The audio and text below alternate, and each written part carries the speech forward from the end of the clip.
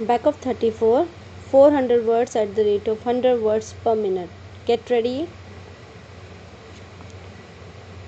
Sir, we must bear in mind the economic viability of small plantations of 5 hectares and the financial capacity of the small planters to fulfill the obligations cast on them to provide housing and creche facilities.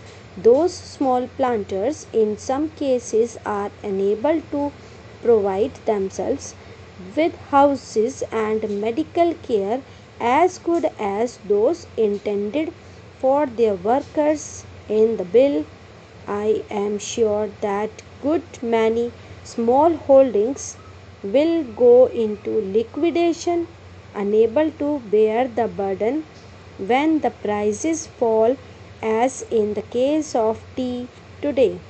I would emphatically say that clause 13 is not only draconian but discriminatory, and it is most harsh and killing to the farming community of India, whose hands feed and crush the people, poor and rich. Sir, I strongly feel that the punishment with both compulsory fine and imprisonment is too severe for violation of a welfare legislation covered by the Act.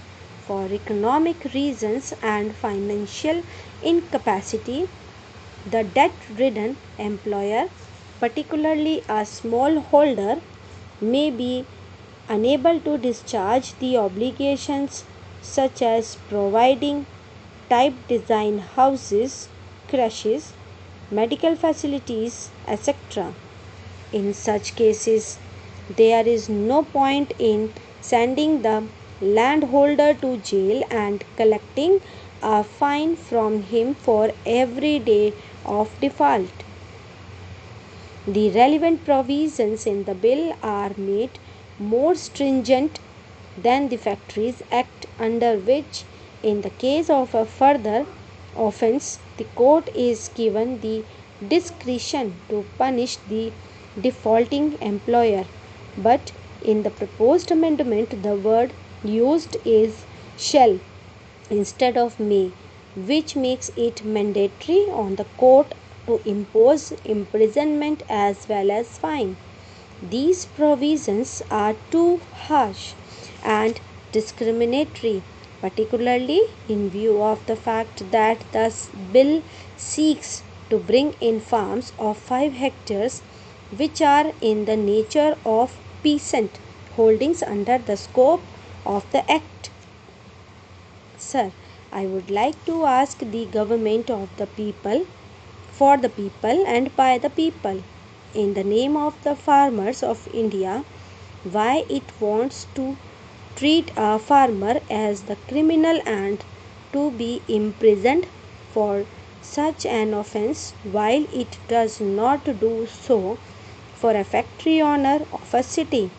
By making this comparison, I do not mean that the provision should be made in the relevant Factories Act to make the sentence of imprisonment compulsory for similar offences. Let us make it clear that I am not speaking against the interests of the workers in the plantations.